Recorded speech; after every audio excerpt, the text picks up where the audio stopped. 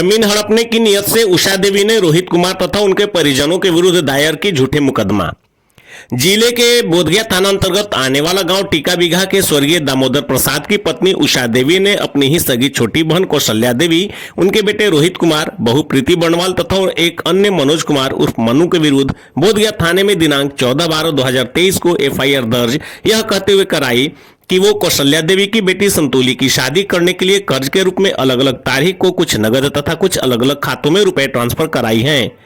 जब वह रुपए अपनी बहन कौशल्या देवी से मांगने गई तो वो देने से न सिर्फ इनकार की बल्कि उषा देवी पर अपने सहयोगियों के साथ हमला भी की और उषा देवी की गले में रहे सोने की चेन उनकी बहू के द्वारा छीन लिया गया। उनके बेटे धीरज से मनोज नाम के व्यक्ति द्वारा 10,000 रुपए छीन लिए गए तथा इतना ही नहीं, कौशल्या देवी के बेटे रोहित ने अपनी ही मौसी के सिर में रिवॉल्वर सटा दिया और गाली गलौज करने लगा।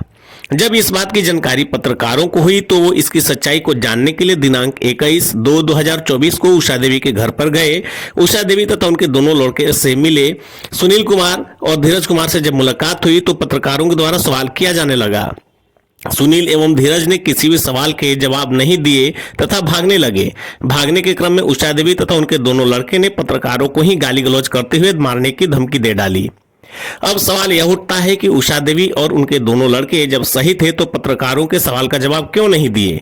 वहां से सच्चाई जानने के लिए जब पत्रकार और आगे लोगों से मिले तो कुछ स्थानीय लोगों ने दबे जुबान में बताया कि उषा देवी ने अपनी ही बहन कौशल्या देवी के हिस्से की करोड़ों रुपए की लगभग 26 कट्ठा जमीन हड़पने की नियत से मनगढ़ंत कहानी बनाकर झूठे मुकदमा की है।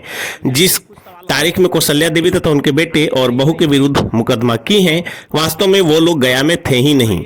जब गया में नहीं थे तो मारपीट, छिनतई तथा रिवॉल्वर का मामला ही नहीं बनता।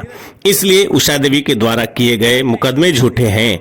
इस पर जिले के वरीय पुलिस पदाधिकारी को संज्ञान लेकर कौशल्या देवी व उनके परिजनों को उचित न्याय दिलाना चाहिए।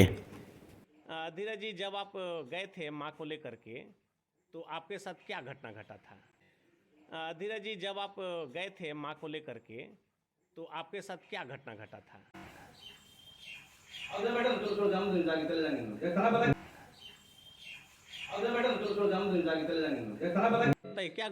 क्या घटना घटा? जैसे में लिखित आवेदन दिया गया है ना, तो क्या घटना घटा था? क्या घटना घटा? जैसे में लिखित आवेदन दिया गया है ना, तो क्या घटना घटा था?